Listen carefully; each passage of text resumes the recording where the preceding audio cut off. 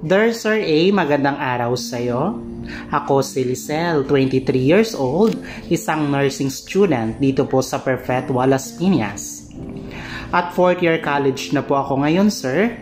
Sana mabasa po ninyo itong sulat ko dahil nakikita ko almost 1 month na kayo di nagbabasa ng mga sulat. Kasi sir, nakikita ko happy love life ka na. Pero sir, please, sana mapansin mo ito ang aking sulat. Sir, parang di ko na kaya tapusin yung pag-aaral ko sa ngayon dahil sunod-sunod ang trahedya sa aming pamilya. 1 month ago, namatay na yung father ko dahil stage 4 cancer. Tapos yung nanay ko naman, bed rest na po siya ngayon. At mga kapatid ko naman, nasa USA base na po sila at may kanya-kanya silang pamilya at trabaho. Sir, sana matulungan po ninyo ako at mabigyan ng payo. Lobos na gumagalang, Lisel ng Las Piñas Set. Hi guys! Nais kong humingi ng paumanhin dahil for almost 1 month na hindi na ako nagbabasa ng letter kasi napaka-busy ko. So, halos araw-araw may lakad kami ni Caleb kasi nag-aayos siya ng requirements kasi mag-start na din siya for new work. Then, busy din ako sa work at saka may mga training, so pasensya na po. And thank you again for watching my video guys. Please like and share po. So maraming salamat ulit. Hi Lisel, magandang araw sa iyo. So gusto ko magpasalamat sa iyong oras na ginugol para gumawa ng letter.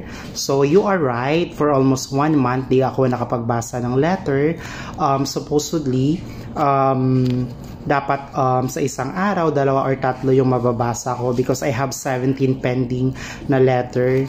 Pero since nga I have trainings and tinutulungan ko rin si Caleb to comply all requirements, kaya wala akong time. So I'm so sorry for that. But this afternoon, here's my advice to you.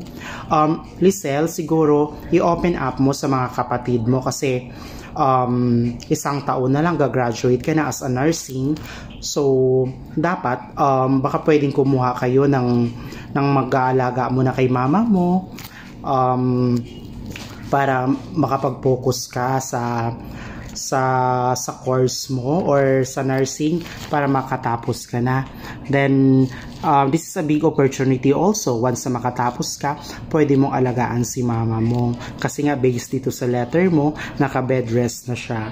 So kailangan mong timbangin yung mga bagay at maging heart-to-heart talk sa mga kapatid mo para maayos yung lahat kasi sayang yung opportunity.